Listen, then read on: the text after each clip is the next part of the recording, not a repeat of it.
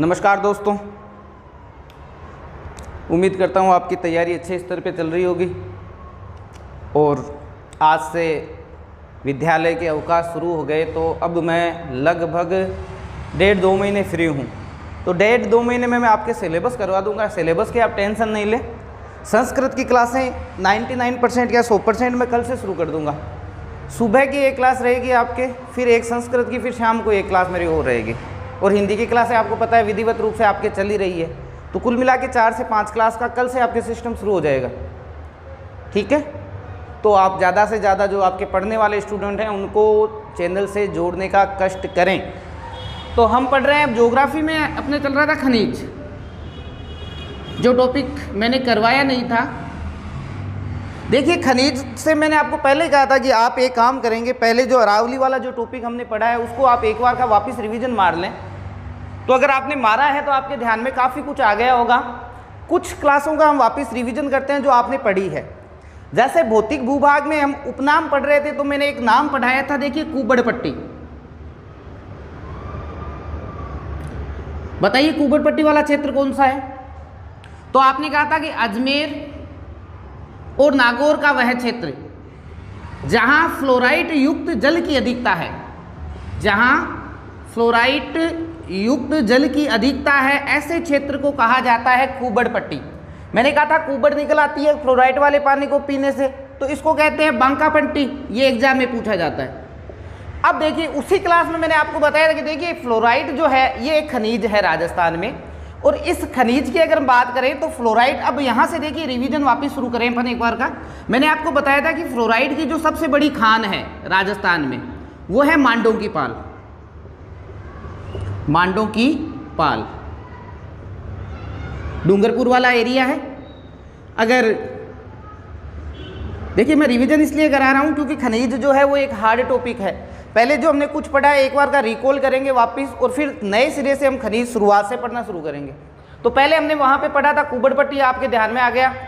बांका पट्टी, अजमेर और नागौर का वह क्षेत्र जहाँ फ्लोराइड युक्त जल की अधिकता है, वहाँ हमने पढ़ा था। फिर मैंने वहीं आपको बता दिया था, देखो फ्लोराइड की सबसे बड़ी जो खान है ना, वो है आपके मांडों की पाल। इतना क्लियर है। फिर फ्लोराइड को फ्लोरस्पार कहते हैं। फ्लोरस्पार ये एक उर्वरक है, उर्वरक खनिज में आता है। तो फोल्सपार की भी सबसे बड़ी खान पूछे तो आप कर दोगे मांडों की पाल। दोनों सेम ही है। फोल्सपार बेनिफिशियंट संयंत्र, खाद बनाने का कारखाना जो होगा वो भी कहाँ पे हो जाएगा? मांडों की पाल। तो फ्लोराइड ये मैंने बता दिया था। फिर मैंने आपको एक चीज और बताई थी। मैंने कहा एक इससे मिलता जुलता ही खनिज है जिसका नाम है फेलपार। वो ऐसे तो फेल्सपार है, लेकिन हम इसको फेलपार पढ़ेंगे, फेल और पार। अब आप आरपीएससी से एग्जाम दोगे, सेकंड ग्रेड का दोगे, फर्स्ट ग्रेड का दोगे, लेक्चरर का दोगे। हमारे बोर्ड भी माध्यमिक शिक्षा बोर्ड ही लगता है पूरे राजस्थान में। तो जब भी हमारे फेल की स्थिति होती है, हमारे सप्लीमेंट्री आ जाए या हम फेल हो जाए, तो हमें कहाँ के चक्कर सबसे ज़्यादा काटने पड़ते हैं? आपके तो सर हम सबसे ज़्यादा अजमेर के चक्कर काटने पड़ते हैं। ठीक है, तो जब भी हम फेल हो जाते हैं, देखो फेल्स पार को फेल पार पढ़ लो आप। जब भी आप फेल हो जाते हो तो फेल होने के बाद हम पार करने के लिए किस जिले के चक्कर निकालते हैं? तो आप कहोगे सर अजमेर के चक्कर निकालते हैं। वही मैंने आपको बता दिया कि अजमेर में सबसे ज़्यादा फेल्स पार है। इसके क्वेश्चन कैसे बनते हैं ये हम अब विस्तार से आगे पढ़ेंगे। एक बार का मोटा मोटा रिवीजन करो, ठीक है। फिर मैंने कहा था कि जैसे ही आप फेल पार हो जाते हो, खुशी तो मनाओगे ना, क्वार्टर पियोगे आप, क्वार्ट्स। एक है क्वार्ट्स खनिज।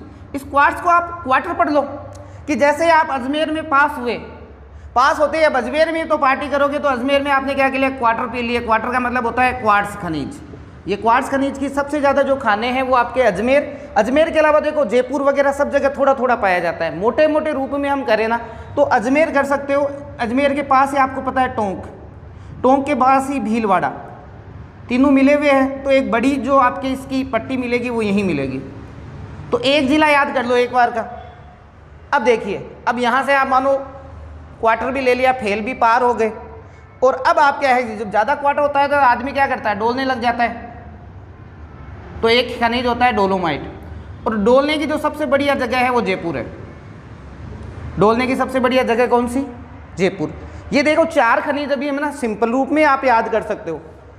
कुबड़ पट्टी अलग चीज़ है, अजमेर और नागौर का वह क्षेत्र जहाँ फ्लोराइड युक्त जल की अधिकता है। ये हमने प्राचीन भौगोलिक नामों में पढ़ा था, वही मैंने आपको खनिजों की शुरुआत करवा दी थी। मैंने कहा देखो फ्लोराइड की खान अलग है, फ्लोराइड की खान हर एग्जाम में पूछी जाती है। मांडों की पाल वीडियो एग्जाम में 2 से 3 बार आ गई, हर एग्जाम में पूछी जाती है। इसी को कहते हैं फोल्सपार। फोल्सपार मैंने आपको बता दिया, ये एक उर्वरक है, खनिज है, उर्वरक खनिज।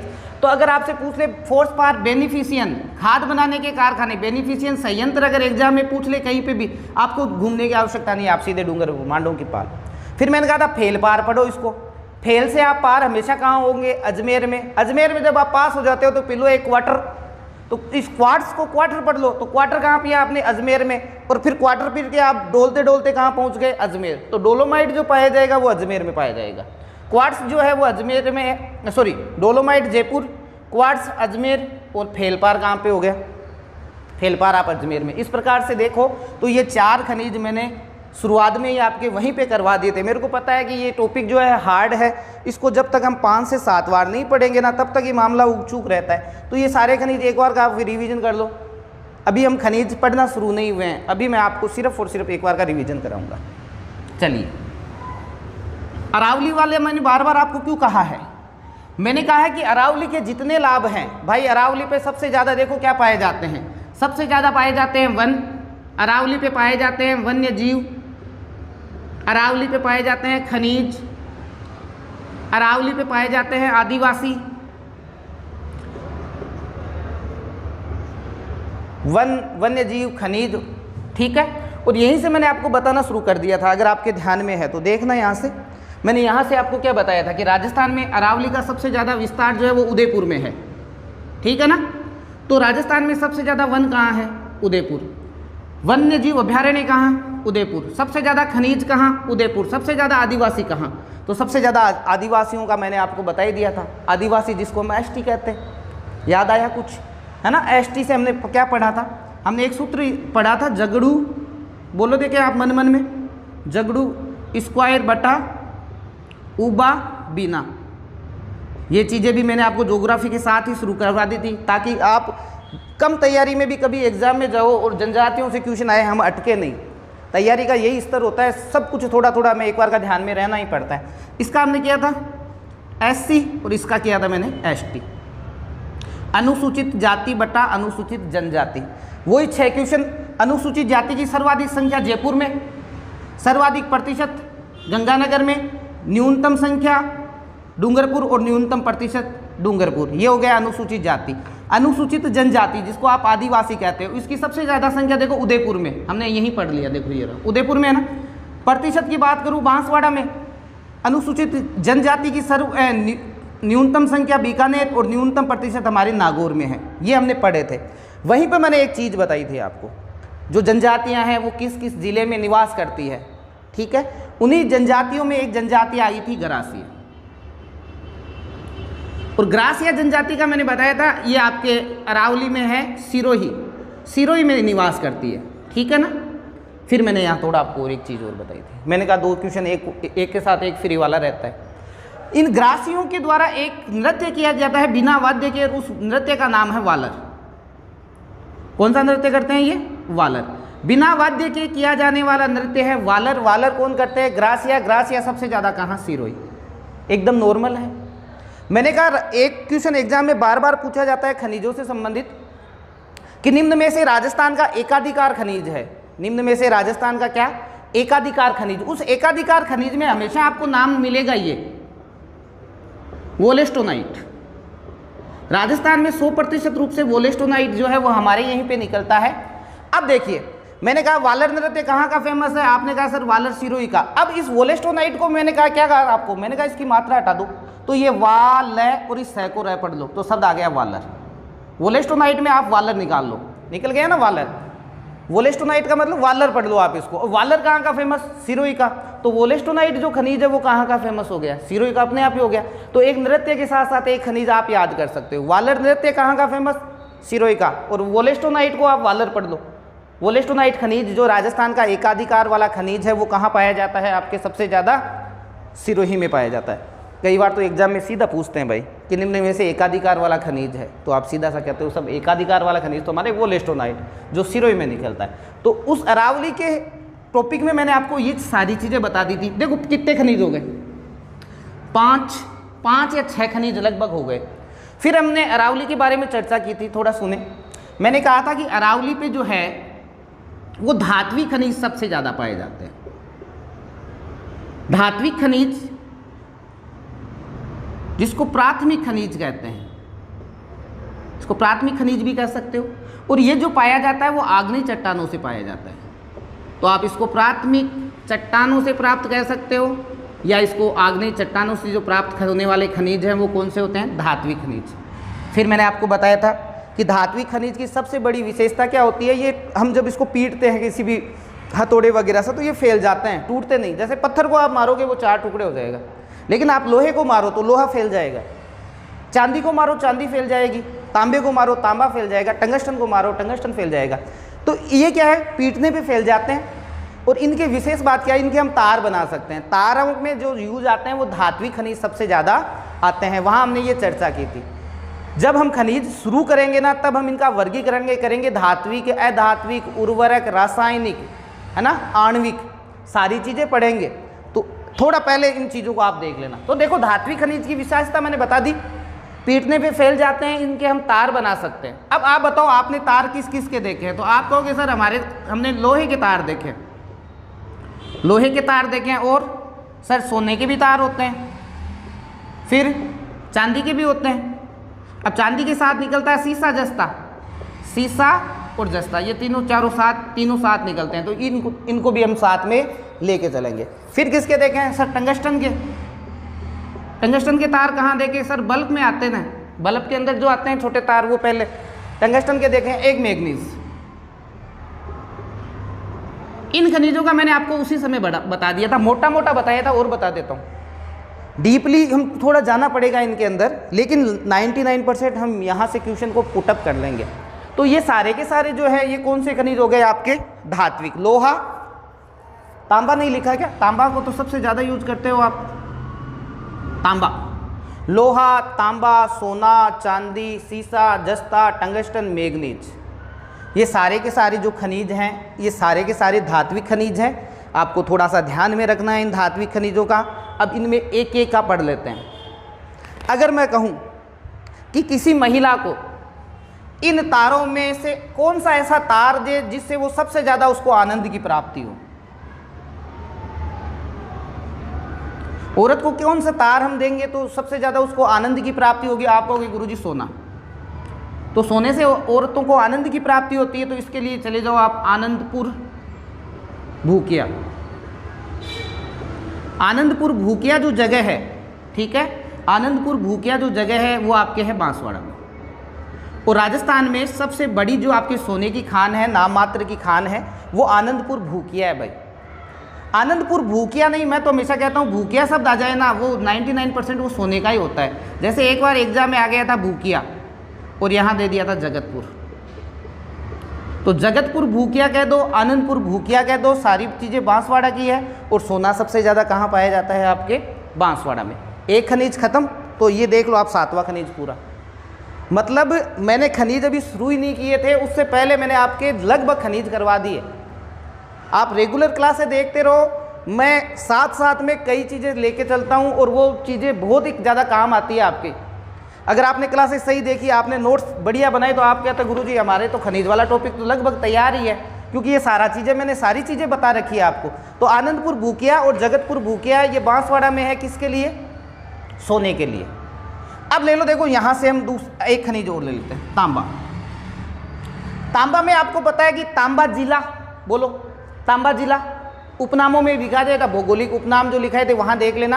तांबा जिला झुंझुनू, तांबा नगरी खेतड़ी, और ताम्रवती नगरी की अगर बात आ जाती है तो हम आहड़ सभ्यता चले जाते हैं। ताम्रवती नगरी कौन सी, आहड़ वाली। तो वहीं पे हमने तांबे का थोड़ा सा जिक्र कर लिया था।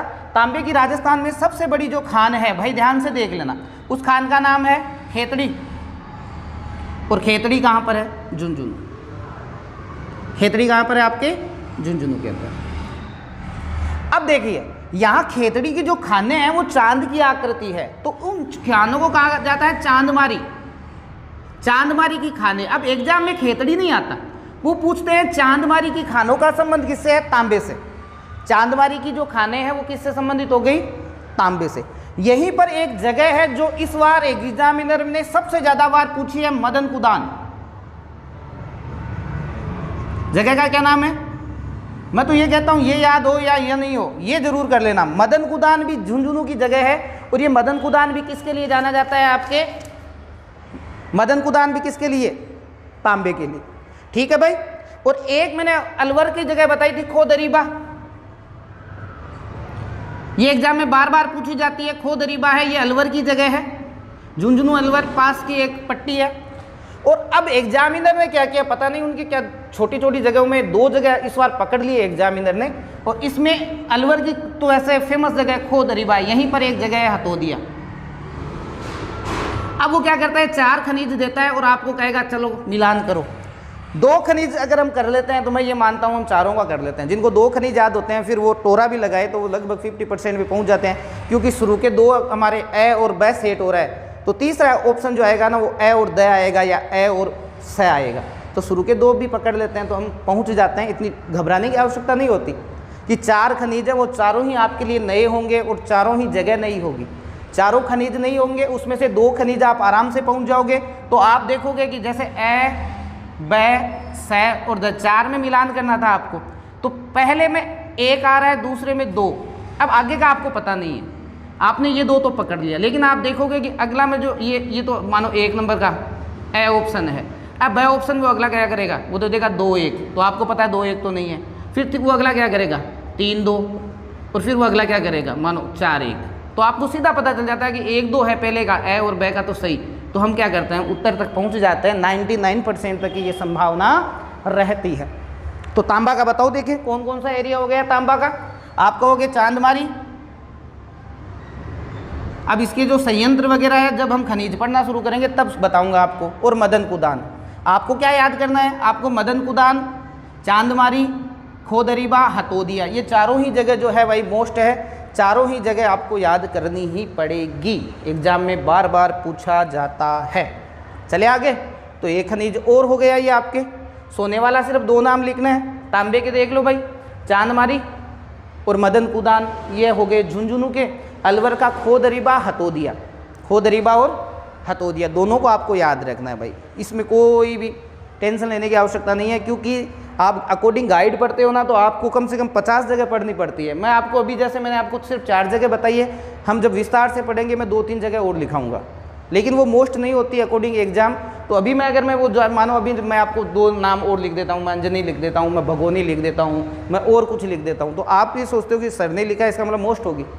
वो जगह एक बार की हमारे लिए मोस्ट नहीं है अकॉर्डिंग एग्जाम, इसलिए मैं अभी सिर्फ मोटा मोटा बता रहा हूँ आपको। ये याद कर लो, खनिज आपके 99% तक सही है। चलिए हो गया भाई। तो 2 खनिज हो ही गए।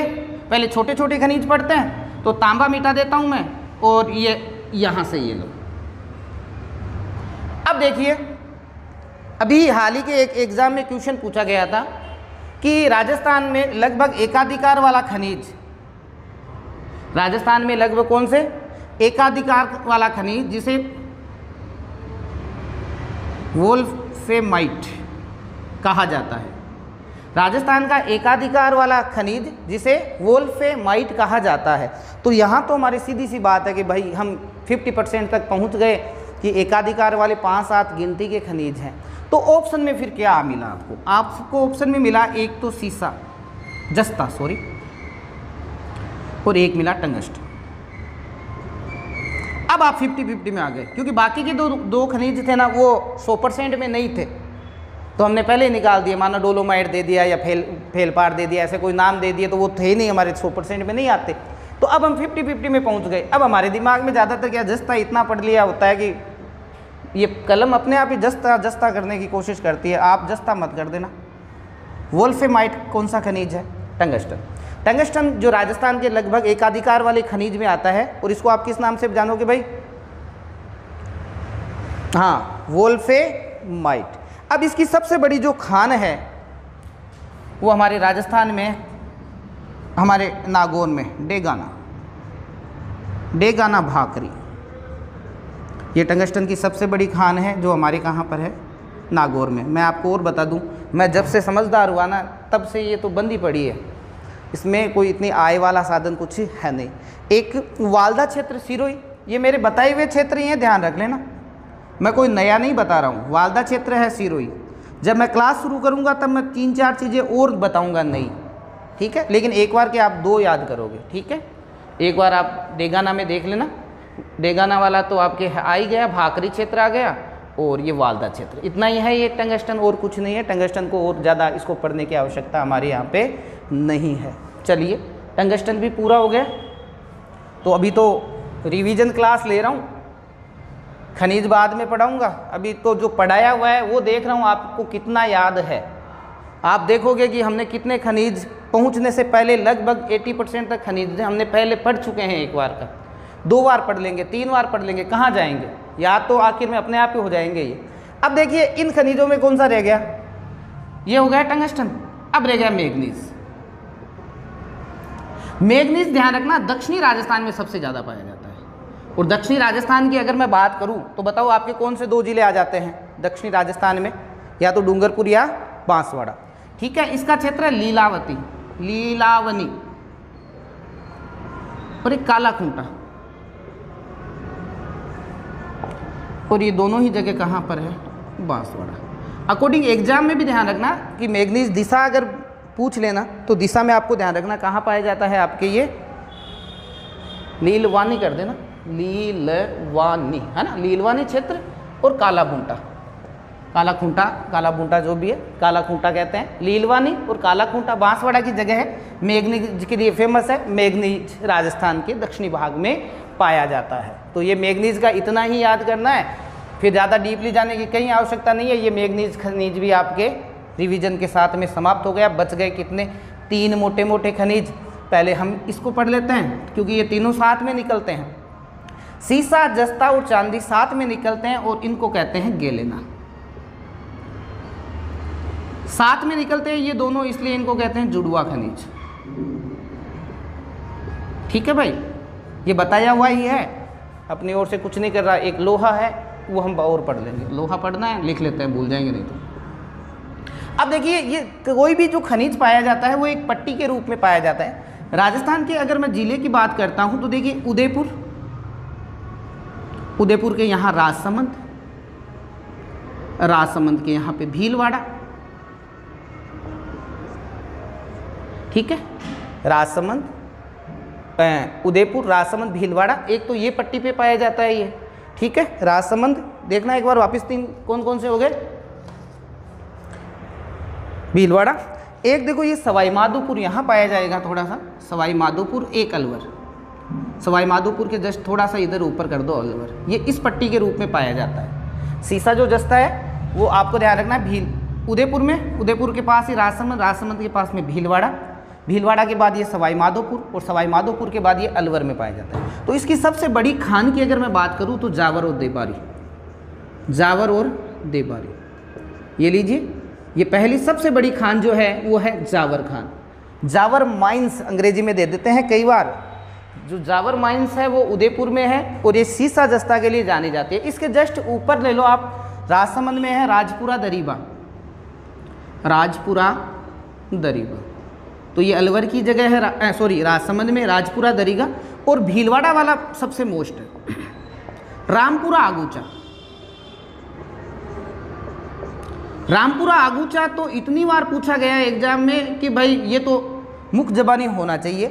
राजस्थान में सबसे बढ़िया किस्म का राजस्थान में सबसे बढ़िया किस्म का जो सीसा जस्ता मिलता है वो भीलवाड़ा में मिलता है, और उस जगह का नाम पूरा है रामपुरा आगूचा, ठीक है।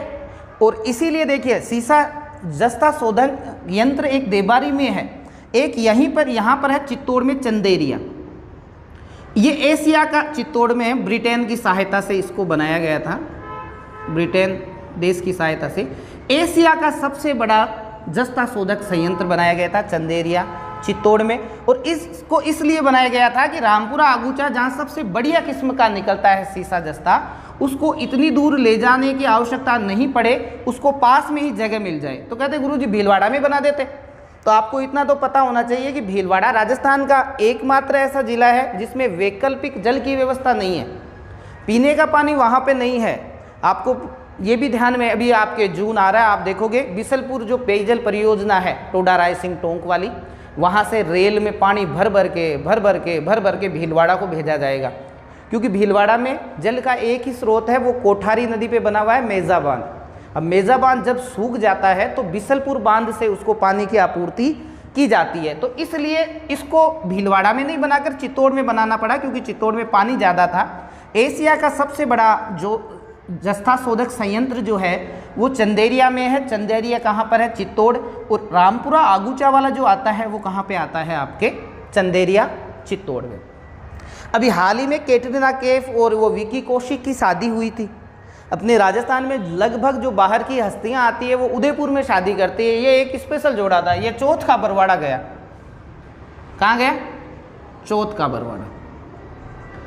और यहाँ पर एक दुर्ग बना है जिसको कहते हैं बरवाड़ा फोर्ट। इसके आगे दुर्ग लगा दो बस, बरवाड़ा जगह है। बरवाड़ा फोर्ट में रुके थे दोनों, यहाँ पे इनकी शादी हुई। फिर आप अगले दिन की जब फोटो देखते हो तो कैटरीना कैफ साड़ी सूड़ी पहन के और चौथ माता के दर्शन करने जाती है। वो चौथ माता का मंदिर भी तो यही है। तो अगर आप उस दिन अखबार आपने पढ़ा होता ना, तो वो बताते कि ये सवाई माधोपुर का ये एरिया जो है ना, ये सीसा जस्ता के लिए फेमस है। चौथ का बरवाड़ा किसके लिए फेमस है भाई? सीसा जस्ता के लिए। और एक अलवर में गुड्ढा किशोरी दास, गुड्ढा किशोरी दास, ये जगह जो है गुड्ढा किशोरी दास वाली, ये भी फेमस जगहों में आती है। सीसा जस्ता में आपके सबसे ज़्यादा जो है वो यहीं पर है। ठीक है भाई, इसको देख लेना। अब थोड़ा सा मैं और बता दूं आपको, चलो कल बताएंगे उस क्लास में। अभी तो जो पहले पढ़ाया है उसी का रिवीजन कर देता हूँ, है ना, ज़्यादा कुछ नहीं बताऊँगा। मिटा दूँ भाई? तो आपने देखा सबसे बड़ी जो खान है। अब देखिए ये जस्ता शोधक संयंत्र जो है कब बने, किन की सहायता से बने, ये तो बाद की बातें होती है। हमें पहले तो ज़्यादातर एग्जाम में जो पूछा जाता है वो सीधा इन्हीं के बारे में पूछ लेते हैं। खनिज का तो हमेशा रिकॉर्ड है, खनिज का सीधा पूछते हैं भाई, जगह पूछते हैं, है ना। हम ज़्यादा संस्थानों में ना अटक के सीधा जगह पे थोड़ा ज़्यादा ध्यान दें तो ठीक रहेगा। ये जगह आप याद करोगे, कल 2 जगह आपको और एक्स्ट्रा मिलेगी इसमें। तो ये जगह तो आपको तुरंत याद होनी चाहिए कि उदयपुर में सबसे बड़ी खान, उदयपुर का नाम है जावर और देबारी। उदयपुर से जस्ट ऊपर राजसमंद में आ जाओ, रामपुरा आगूचा, रामपुरा आगूचा से भीलवाड़ा में आओ और ये जगह है ये राजपुरा दरीबा, ये रामपुरा आगूचा। यहाँ मैंने देख लेना क्या बोला है, राजपुरा दरीबा राजसमंद की है और रामपुरा आगूचा भीलवाड़ा। सबसे बढ़िया पूछ ले कहाँ है, तो आप कहोगे साहब रामपुरा आगूचा में है। आपसे पूछ ले सबसे बड़ी खान कौन सी है, आप कहोगे जावर खान। ये वही बात हो गई कि जिप्सम के सबसे ज़्यादा जो भंडार है वो हमारे नागौर में है, लेकिन जिप्सम की सबसे बड़ी जो खान है वो जामसर में है। तो ये जिप्सम की सबसे बड़ी जो खान है वो जामसर बीकानेर में है। जामसर कहाँ पर है? बीकानेर। लेकिन हमारे यहाँ जिप्सम सबसे ज़्यादा होता है। तो वही बात है, उत्पादन सबसे ज़्यादा आपके यहाँ से होता है, लेकिन बढ़िया की अगर हम बात करें तो ये सबसे बढ़िया। फिर चौथ का बरवाड़ा, सवाई माधोपुर वाला, गुड्ढा किशोरी दास, गुड्ढा किशोरी दास। ठीक है भाई, ये हो गया आपके सीसा और जस्ता की रिवीजन क्लास। आप ये मत सोचना गुरुजी अभी आपने संस्थान नहीं बताए, चंदेरिया के बारे में नहीं बताया, ये नहीं बताया, वो नहीं बताया। मैं अभी खनिज पढ़ाना मैंने शुरू भी नहीं किया है, मैं सिर्फ रिवीजन करूँगा आज। रिवीजन अगर आपको अच्छी तरह याद हो जाएगा तो कल हम जब खनिज शुरू करेंगे तो बहुत सारा कुछ पढ़ना पड़ता है। ये चीज़ें क्लियर रहेगी तो मन में एक कॉन्फिडेंस रहेगा कि हाँ खनिज में नहीं अटकेंगे। और मेरी गारंटी है इतना याद कर लोगे तो खनिज में वैसे भी नहीं अटकोगे। आपने इतना याद कर लिया, आप चाहे खनिज मत पढ़ना, मोटे मोटे जो खनिज है जगह देख लो, बाहर नहीं जाएगा इससे क्वेश्चन। अब चांदी के बारे में आपने इतिहास में पढ़ा होगा कि राणा लाखा के समय 14वीं शताब्दी में, राणा लाखा के समय 14वीं शताब्दी में जावर से चांदी की खान निकल आई थी। तो राणा लाखा के समय कौन सी शताब्दी में निकल आई थी? 11वीं, 12वीं, 13वीं या 14वीं? तो राणा लाखा के समय कौन सी शताब्दी बताओगे आप? 14वीं शताब्दी में जावर से चांदी की खान निकल आई थी। चांदी को अंग्रेजी में क्या कहते हो रे भाई? रजत क्या कहते हो? अभी एक दिन आया था वो सिल्वर, सिल्वर ही कहते हो ना भाई, देख लेना। सिल्वर माइंस, सिल्वर माइंस एक बार आ गया था, सिल्वर माइंस। कई बार हिंदी में पूछ लेते हैं रजत, रजत, रजत की खान सबसे बड़ी कौन सी है? तो हम अटक जाते हैं यार, रजत तो कोई खनिज पड़ा ही नहीं, रजत तो चांदी को ही कहते हैं। और वैसे साइंस वालों को पता होगा विद्युत की सबसे बढ़िया अच्छी सुचालक कोई चीज़ है, मतलब यहाँ झटको तुरंत देवे, तो वह है चांदी। तो ये चांदी वाला भी हो गया। अब रह गया लोहा, आखिरी।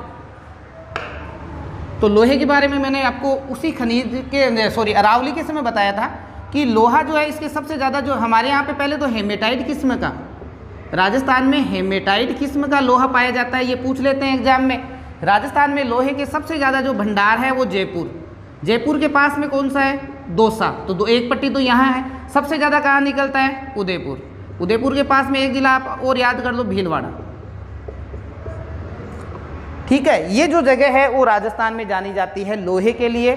लोहे में सबसे पहले यहाँ पे हमने पढ़ा था मोरीजा बानेला, ये सबसे बड़ी खान है मोरीजा बानेला। लोहे की सबसे बड़ी खान का नाम है मोरीजा बानेला।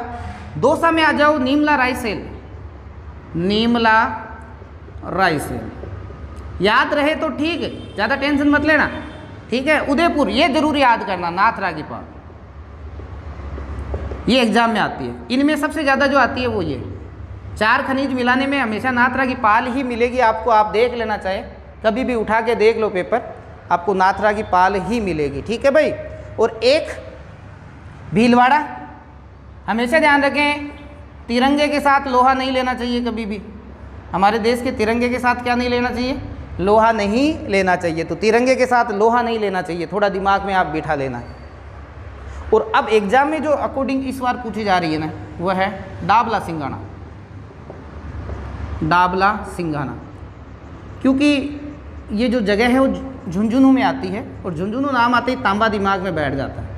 लेकिन डाबला सिंघाना जो क्षेत्र है वो लोहे के लिए है।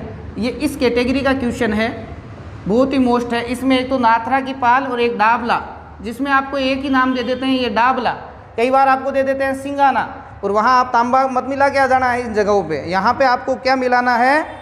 लोहा मिलाना है। तो भाइयों ये हो गई आपके रिवीजन क्लास। अब जो बच्चे रेगुलर मेरी क्लास ले रहे हैं ना, अब आप खुद सोचो, आपने हर क्लास रेगुलर ली है, आपने नोट्स बनाए हैं, आपने याद किए हैं, आपको खनिज टॉपिक अब तक आपका तैयार हो चुका और आपको पता भी नहीं। आपने खनिज का टॉपिक भी तैयार कर लिया और आपके अब ध्यान में नहीं है। अब जब ये सारे एक जगह कर देंगे ना अपन, क्योंकि वहाँ हमने कुबड़पट्टी में 2 खनिज पढ़ लिए थे, उधर जनजातियों में 1 खनिज थोड़ा ध्यान में ले लिया था, फिर फेलपार हुआ यार, ऐसे वैसे करके थोड़े थोड़े हमने हर जगह। अब आ गया है टाइम जब इन खनिजों को हम विधिवत रूप से एक जगह लिखेंगे, और एक जगह लिखते ही आप देखोगे आपको खनिज का जो टॉपिक है वो आप अपने आप महसूस करोगे कि हमारे क्लियर है। तो अब तक मैंने इतने खनिज आपको डायरेक्ट इनडायरेक्ट कहीं ना कहीं थोड़े थोड़े मैंने पढ़ा दिए थे। आज मैंने रिवीजन इसलिए किया है कि कल की जो क्लास होगी सुबह की, जिसमें मैं खनिज पढ़ाऊँगा, तो उसमें मैं सारा विधिवत रूप से राजस्थान में कितने खनिज, कितने दोहन होते हैं, कौन सा स्थान धातु में है, कौन सा अधात्विक है। ये होता तो कचरा है, लेकिन मजबूरी ये है कि पढ़ना तो पड़ेगा। तो वो ज़्यादा याद करने की उतनी की आवश्यकता तो नहीं रहेगी, लेकिन वो पढ़ेंगे ना, फिर इन चीज़ों से हमारा ध्यान हट जाता है, क्योंकि मोस्ट चीज़ तो ये है। और जब मैं वो पढ़ाऊँगा 2-3 क्लास लगेगी, उसमें पता नहीं कौन सा कचरा भी पढ़ाना पड़ता है। तो पढ़ाऊँगा तो मैं मुख्य ध्यान रखना। नोट्स आपको मिल जाएंगे। अब मैं आपको एक चीज़ बताता हूँ, कई बार देखो बोलते समय मिस्टेक हो जाती है मेरे से। मेरे नोट्स आपको उपलब्ध होते हैं, उसमें वो सारी काट छांट की मतलब वो सही मिल जाते हैं। जैसे जब हम किसान आंदोलन पढ़ रहे थे तो दूधवा खारा, दूधवा खारा जो चूरू की जगह है, मैंने उस समय बोलते समय बता दिया था कि ये जोधपुर रियासत में आता था, जबकि ये बीकानेर रियासत में आता था। थोड़ा देख लेना, एक इतना सा है। एक और मैं आपको बता दूं, एक भैया की कोई समस्या हुई थी पशुधन में। उसने पशुधन जो लेटेस्ट अभी जो पशुधन वाला चल रहा है उसमें ऊँटों का पढ़ लिया उसने। ऊँट अभी प्रतापगढ़ में, लेकिन हमेशा ध्यान रखें ऊँट सबसे ज़्यादा झालावाड़। आंकड़े एक बार चेंज होते हैं, इसका मतलब ये नहीं है कि ज़िंदगी भर के लिए आप प्रतापगढ़ लेके बैठ जाओ। आप बाजरा पढ़ते हो, बाजरा सबसे ज़्यादा बाड़मेर। अब आज से 2 साल पहले हमारे नागौर में हो गया था, और उससे 3 साल पहले एक बार पाली में हो गया था। तो उस साल के आंकड़े चेंज हो जाते हैं। तो बच्चे जो नए तैयारी करते हैं उनके ये कन्फ्यूज़ रहता है कि यार पता नहीं दोनों ऑप्शन में आ जाए। मैंने भी कहा था आपको पशुओं का सबसे ज़्यादा घनत्व, आप दौसा पढ़ रहे हो लेटेस्ट में, लेकिन मैं आपको फिर कह रहा हूँ ऑप्शन में आपको डूंगरपुर मिलेगा। जो आने वाले चीज़ है वो उस पर आप ध्यान रखिए, क्योंकि गाइड वाले इतना बताते नहीं है कि भाई आज तक का रिकॉर्ड है कि डूंगरपुर ही सबसे ज़्यादा पशुधन घनत्व वाला जिला रहा है। उनके तो नए आंकड़े आ गए तो वो सीधा कर देते हैं दौसा। अरे दौसा एक बार हो गया, इसका मतलब ये थोड़ी है कि दौसा ही रहेगा, डूंगरपुर कन्फर्म है, डूंगरपुर ही रहेगा। तो ऊंट वाला भी आप ध्यान रखें। ऊंट वैसे तो प्रतापगढ़ लेटेस्ट जनगणना जो पशुगणना है, लेकिन ऑप्शन में आपको झालावाड़ मिलेगा। पानी जो होता है वो ऊँटों के लिए सबसे ज़्यादा हानिकारक होता है, पानी वाले एरिया में ऊँट बिल्कुल सेट होते नहीं हैं। तो ये थोड़ा सा आप देख लेना। नोट्स आपको उपलब्ध हो रहे हैं, जैसे जैसे बन रहे हैं। कल से हम क्लासों को बढ़ा देंगे, संस्कृत की भी कल से शुरू कर देंगे। और कल कला और संस्कृति, ज्योग्राफी तो चल ही रही है, शाम को मैं आपको कला संस्कृति पढ़ाऊंगा।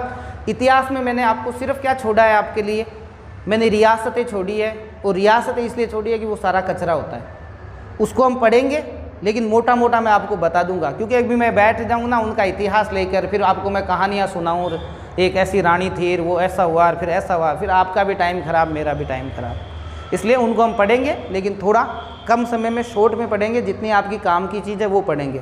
हम औरों की तरह इतिहास नहीं पढ़ेंगे कि हम बैठ गए किसी राजा की कहानी को लेकर, उसकी रानी की कहानी को लेकर। हमें ऐसा कुछ नहीं करना, हमें मोटा मोटा उसका जो बेसिक कॉन्सेप्ट है वो क्लियर करना है। उनको रोचक कहानियाँ नहीं बनानी उनको। धन्यवाद। क्लास को शेयर ज़रूर कर दें। आपका सहयोग बना रहे तो हमारा सहयोग भी आपको लगातार बना रहेगा। जय हिंद, जय भारत।